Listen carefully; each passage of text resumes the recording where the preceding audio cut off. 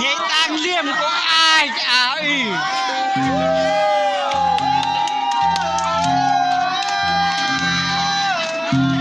nhảy tăng liêm có ai không biết cái pha người nào đi và người biết nắm mình chơi mất chai rồi về ngủ chơi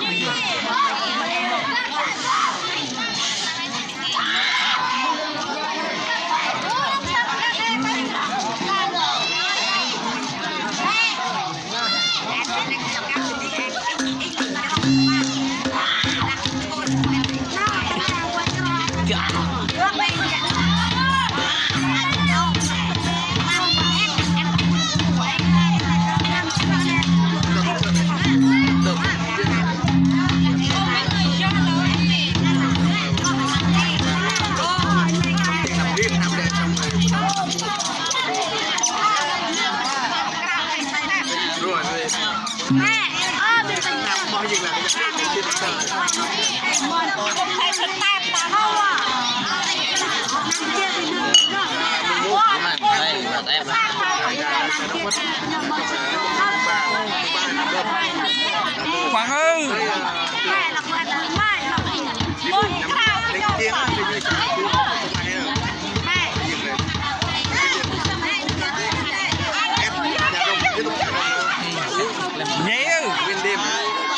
nhảy bao nhảy nhảy wow dua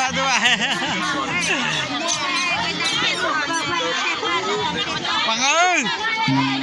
ông vẫn đi dùng lương không 2 phút không